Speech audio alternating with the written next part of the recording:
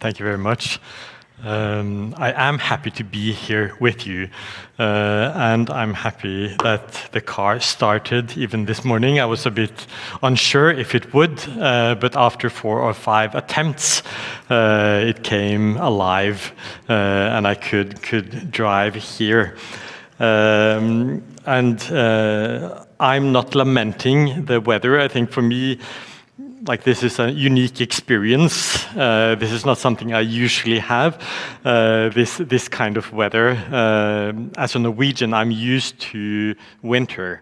And I'm very comfortable down to around -5. Below -5, down to -10, that's still doable. But below -10, I feel that's a bit cold. And I checked my car this morning, it said -40 when I was driving here. There is an anecdote of when Ellen White visited Norway. I don't know if it actually is true, but it's a funny story, at least. And in Norway, above the Arctic Circle, we've always had the struggle, people wondering, when do the Sabbaths start? Like in the winter, the sun never rises for a period of time, and in the summer, the opposite, the sun never sets. And reportedly, someone asked Ellen White when she visited Norway, she went to Norway a couple of times, when does the Sabbath start? What is the right thing to do? And reportedly, she said, God never intended for people to live up here. Again, I don't know if that's true, but I don't think God intended for people to live where there is -40 degrees. It's only because we are smart, or maybe because we're stupid, we're able to survive in this kind of climate. Fortunately, we are able to build warm houses. We can wear warm clothes, but from nature, we're not equipped to survive, but still, we're here. We make the best of it, and it's a blessing to be alive also on cold days like this. I would like this morning, the topic is life in balance. And some of you maybe you were here last night, or you were watched online. We talked about the importance of self-image and image of others. And I want to continue a bit on that, focusing more on self-image. How do we see ourselves? And how do we represent ourselves in this world? And that's what I would think, if we are going to have a life that is balanced, we have to be true to who we really are and what we were created for. And because of that, another topic or title for the sermon that I often use is created in God's image. What does that mean? That we were created in God's image. Many of us, we live lives that are out of balance because we don't live the way we were created for. And that's what I would like to reflect on this morning together with you. And I would like to start with a Bible text that will be the foundation for this reflection. And you're welcome to turn in your Bible to the very beginning, to Genesis chapter 1, and it's verse 26 and 27. Genesis chapter 1, verse 26 and 27. And I'll read it. It says, "Then God said, 'Let us make mankind in our image, in our likeness, so that they may rule over the fish in the sea and the birds in the sky, over the livestock and the wild animals, and over all creatures that move along the ground.' So God created mankind in his own image. In the image of God, he created them. Male and female, he created them. As human beings, we are quite obsessed with images and with pictures. And when the camera was created in the mid-19th century, it had a lens that pointed outward.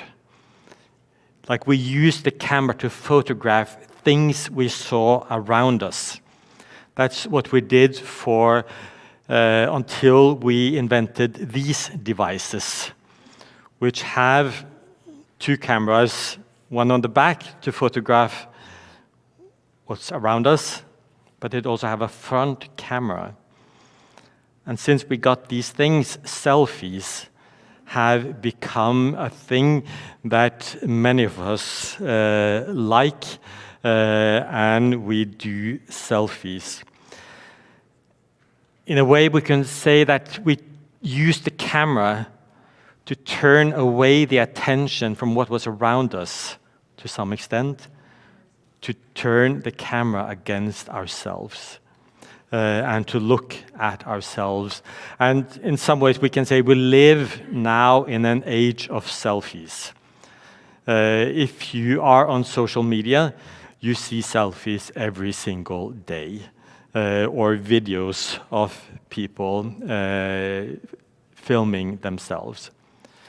There is one paradox, though, with selfies, and that is that according to research, most of us, we don't like the selfies of other people that much. According to research, most of us prefer to see pictures that people take of other things, other people. But when we see selfies, many of us become a bit skeptical. And sometimes we think, or we see selfies, we associate that with some kind of self-centeredness. We may connect it with some kind of narcissism and self-promotion. And when we see that in others, we don't like it. Self-centeredness, self-promotion, narcissism, when we see that in others, that's not something that's appealing to us. And based on this, researchers that said, like this paradox, selfies should really not have become as popular as they are. But still, most of us, we see selfies of others every day, and many of us take selfies of ourselves every day. And I'm not going to talk negatively more about selfies or make you feel bad if you take a selfie. Sometimes people do after I've done this sermon. But feel free to continue to take selfies and share them with others. But I want to reflect on this phenomena that we are so fascinated, maybe so fascinated about the images of ourselves and how we create images of ourselves. And maybe even though the camera is a rather new invention, this idea about images, that's nothing new. If we go to the Greek mythologies, the Roman poet Ovid, he, in his book Metamorphosis, book 3, there we encounter the story of Narcissus. Narcissus, and from that story we also have the term narcissism, and that's a fascinating story. I would recommend you to go look it up online. Just search the myth of Narcissus and read the whole story. I would like to share it with you now, but we don't have time for that. But look it up later. Don't look it up now, but you're welcome to look it up later this afternoon and reflect on the story. And that story is so rich in so many ways in exploring human nature. How do we function as human beings? How do we relate to others? And how do we relate to ourselves? And I would share this is just an excerpt from the story. There's a lot that precedes this scene, but this is towards the end of the story. And it says that one day Narcissus, he was tired from hunting. And in the noon heat, he found this beautiful, peaceful, clean, mirror-like spring. And there he lay down. And then, the core of the story happens. Because while he is there at this mirror-like spring, he looks into the water. And then the myth says, there, as he stooped to quench his thirst, another thirst increased. He's bowing down to the spring to drink, but what he sees is something else. While he is drinking, he beholds himself reflected in the mirrored pool and loves an imagined body that contains no substance. For he deems the mirrored shade a thing of life to love.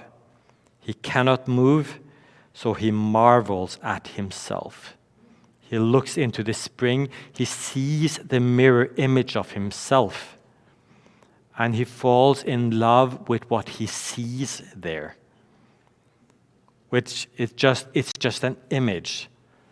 There is no one else there other than an image of himself. And this myth, it's become the basis in many ways of our understanding of the term and the concept of narcissism.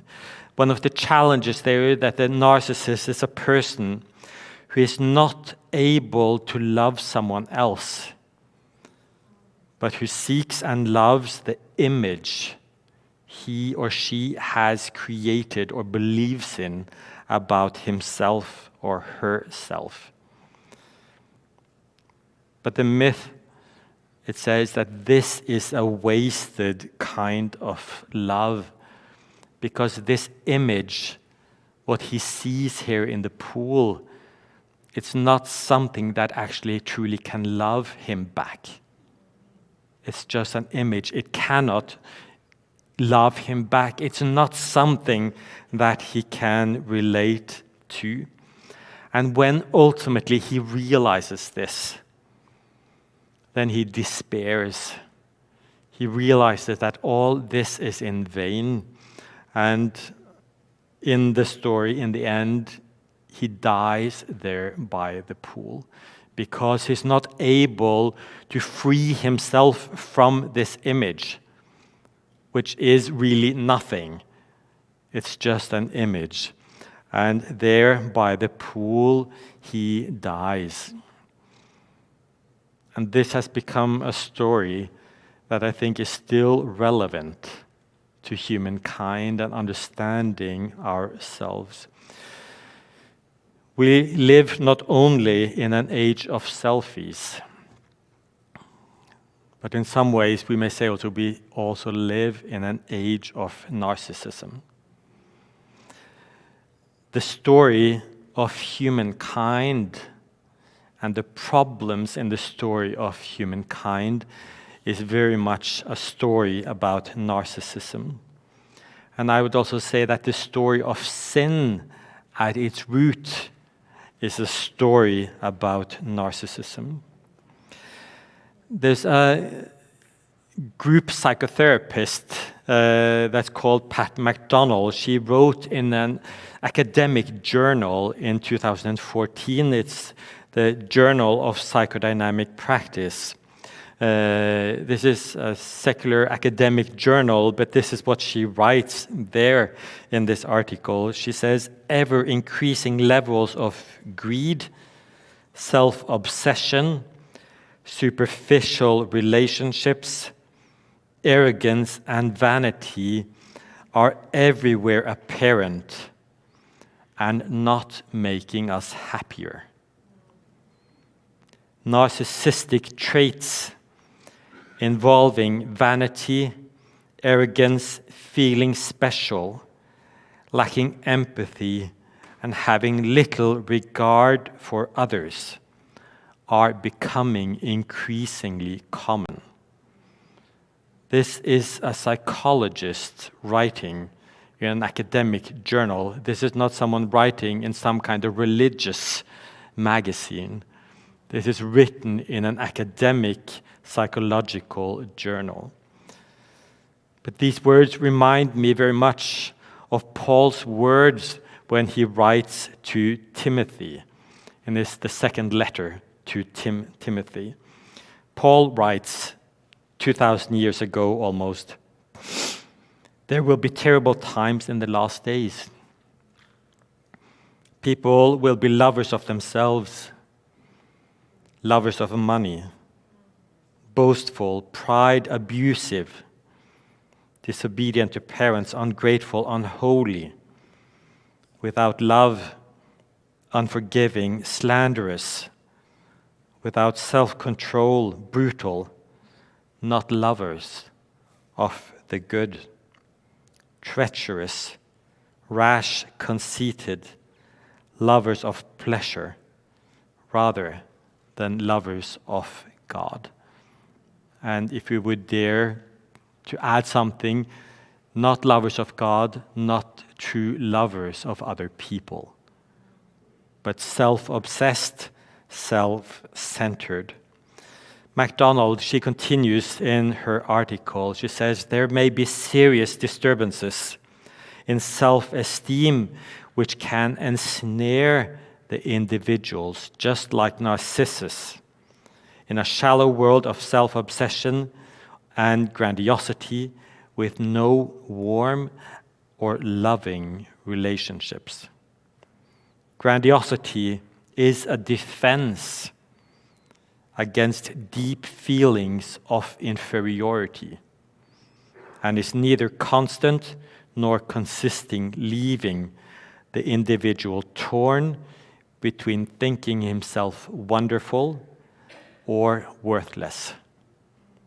That is the struggle of the narcissistic dynamic. And in all of us, there is a narcissist hiding. This is something that is relevant to all of us, and I believe that's a consequence of sin. And it started with the devil, with Lucifer in heaven. There's a narcissist hiding in every single one of them, and sometimes the narcissist shows himself or herself also, unfortunately. The narcissist focuses excessively on his own image and how he is perceived by others, replicating the obsession of Narcissus with his reflection in the water. Individuals can create an identity which presents an unrealistic, glamorous portrait of self, artificially boosting self-esteem. And then McDonald's, she provides a recommendation. She says, "We live in difficult times and cannot step outside our culture, but there are ways of countering our narcissism. There are ways of countering our narcissism." She says, having compassion for oneself. Compassion for oneself, not admiration, not this unhealthy kind of self-love, but a healthy kind of self-love that is based on compassion. Which ultimately all love should be based on compassion in this world where we all are struggling. And the second part she recommends, and recognizing how ordinary we really are, make for a good start. Recognizing how ordinary every single one of us are, that makes for a good start. That's a bit countercultural.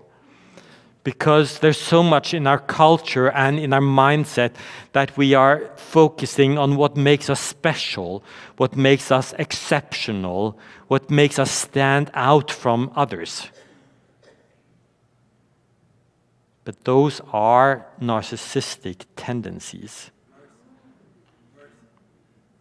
What she recommends here is recognizing how ordinary we are. That's the better pathway if you want to have good relationships, if you want to live a life in balance, if you want to be healthy. Recognize, acknowledge, accept that you're just ordinary. And that is good enough, because all of us are ordinary. About 10 years ago, we were celebrating Christmas I was with my family in Norway celebrating Christmas.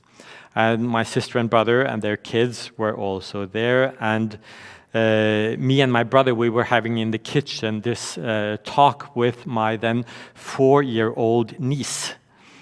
4-year-old, and we were asking all these kind of stupid questions that uncles and adults may ask. And we asked our 4-year-old niece, like, what do you want to become when you grow up? And when we asked this question, she became quite upset and annoyed. She didn't like this question about, like, what are you going to become when you grow up? And her answer is one of the most mature, profound, and I think psychologically healthy things I've ever heard anyone say. My niece, 4-year-old, she said this: I just want to be an ordinary person. What do you want to become when you grow up? My niece, who were wiser than her uncles, she said, I just want to become an ordinary person. Just ordinary, common, average, normal. Like if only all of us could be content with being that. And by worldly standards, I don't know what Dina is going to become. I think that she, in many ways, is a truly exceptional person, because she is one of the most relational, one of the most caring, one of the most sensitive and considerate persons I know. She's now 14 years old, and she's developing beautifully. But by worldly standards, she may never be exceptional according to worldly standards, but still, in my eyes, she is. I just want to be an ordinary person. Imagine if Lucifer, Satan in heaven, would have said, I just want to be an ordinary angel. How different our story may have been if he said, I'm fine just being an ordinary angel.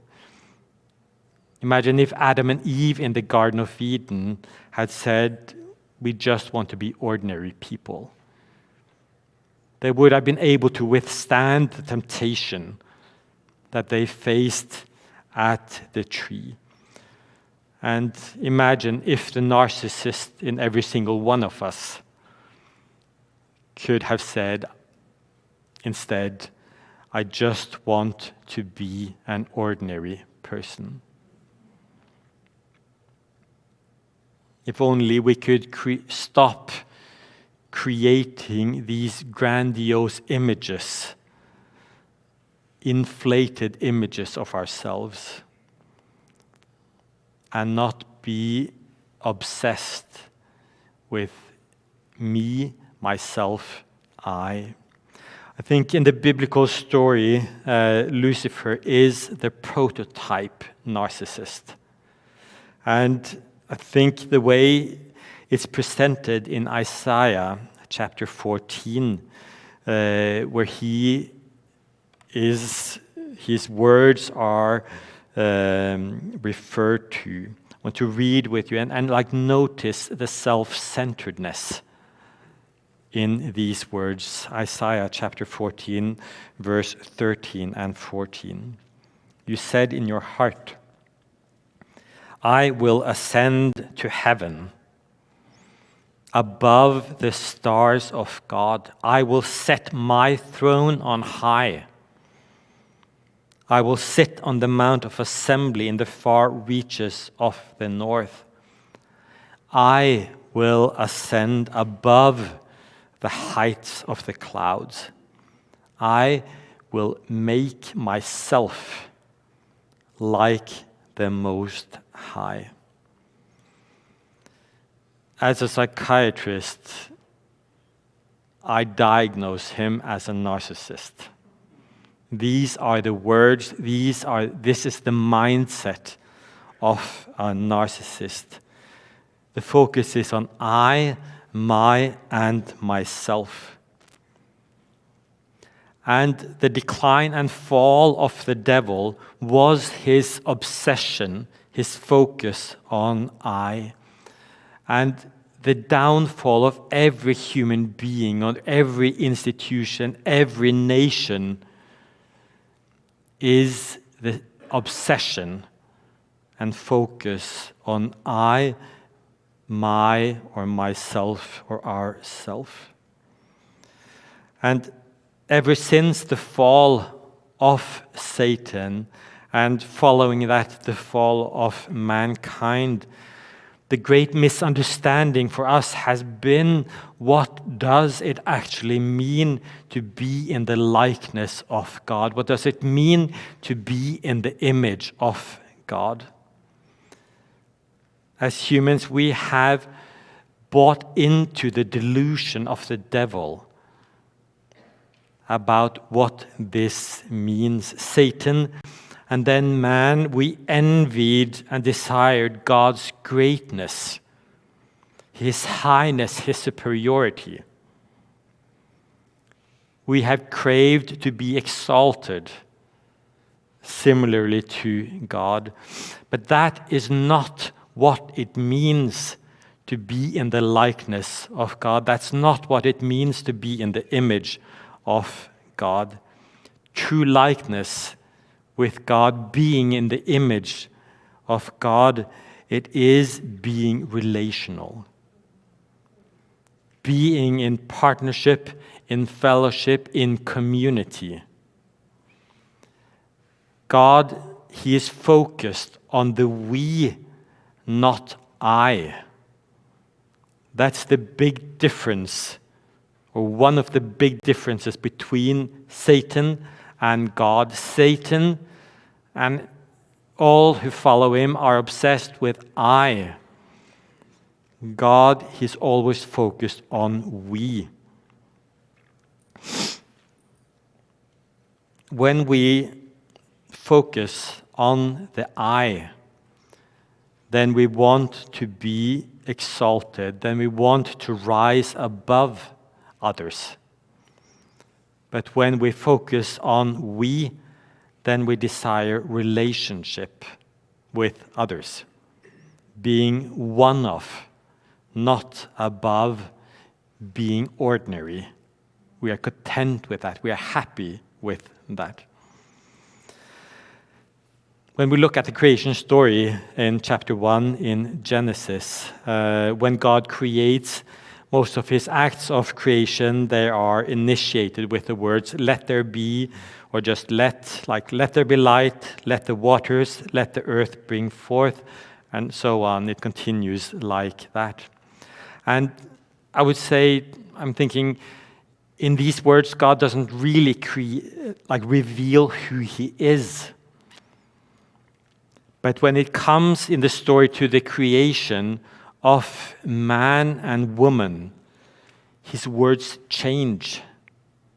He talks differently. And I think in this we see who God is. He reveals what His image is.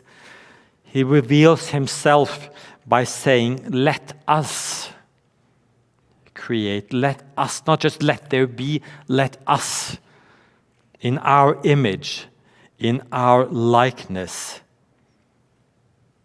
Again, these words show us that God is not about the I, but God is about we.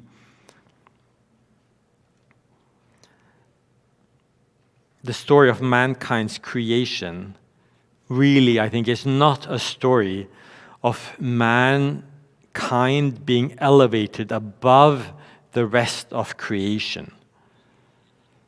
That is the story, I think, of the fall, rather.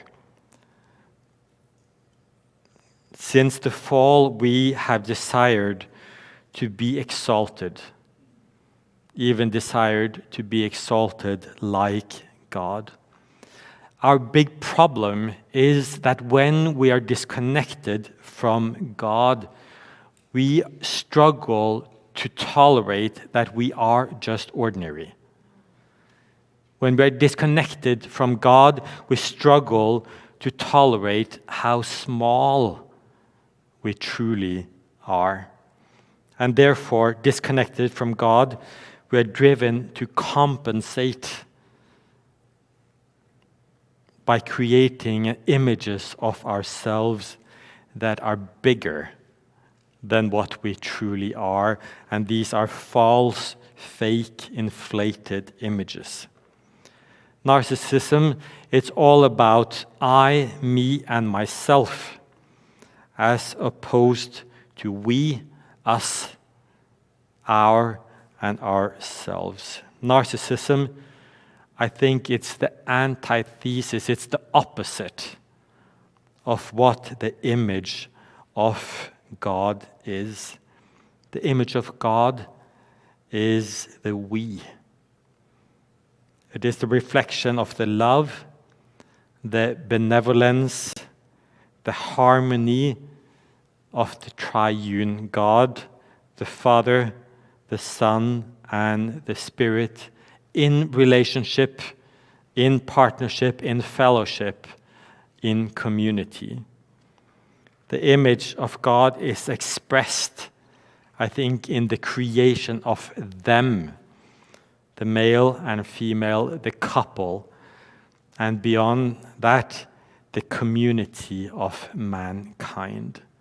That's what God wanted for us. He wanted us to be a we. A self-centered life truly will never satisfy.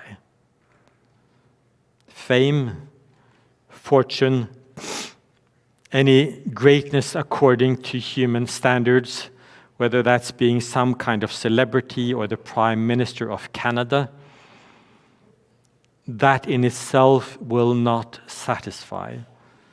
God, He is other-centered, and we are created in His image. Only when we live other-centered lives can we be truly happy, can we be satisfied, can we be in balance.